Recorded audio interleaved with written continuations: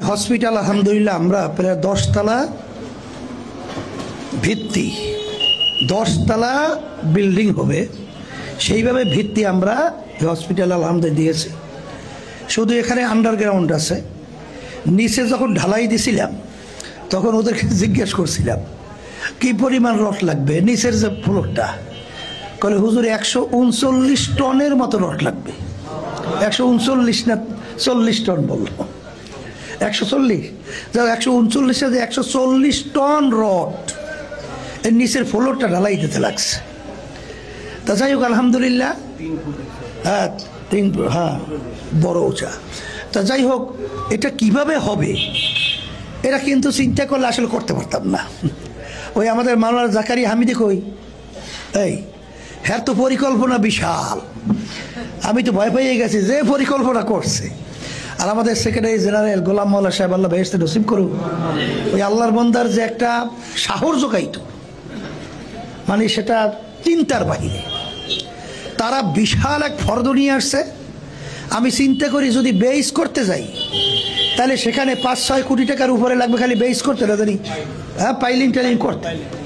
তা আমি চিন্তা করছি আল্লাহ এই টাকা কোন সময় হবে আর বিল্ডিং উঠবে তা জানি না। আমি ওই ইঞ্জিনিয়ার পদ্ধতি বাদ দিয়ে গ্রামে একটা কথা আছে বাংলা দাও দিয়ে কোপ দিছি। কোপ দিয়ে আলহামদুলিল্লাহ ইঞ্জিনিয়ারকে নিয়ে আসছি। আমি বলছি কোন পদ্ধতি আছে বুদ্ধি দেন। তা বুদ্ধি দিল, দেওয়ার পরে আলহামদুলিল্লাহ এখন তো আলহামদুলিল্লাহ বিল্ডিং 3 তলা পর্যন্ত ছাদ হয়ে গেছে। শুক্রিয়া তার আলহামদুলিল্লাহ।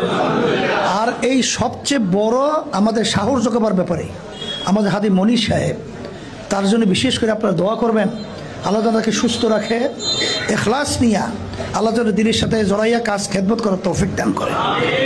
তা যাই হোক এখন মাহফিল এইটা আমি পেরেশানি দেখছি আব্বাজার রহমাতুল্লাহি আলাইহির মধ্যে।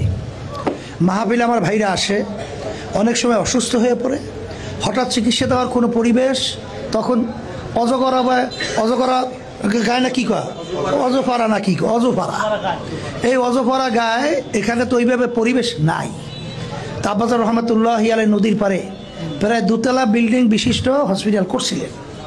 সেখানে আলহামদুলিল্লাহ আমার ভাইরা যারা আসে তখন দেখা গেছে আমাদের যে নাজির হুজুর বলতেছিল এত সুন্দর পরিবেশে চিকিৎসা খেদমত করা হয়।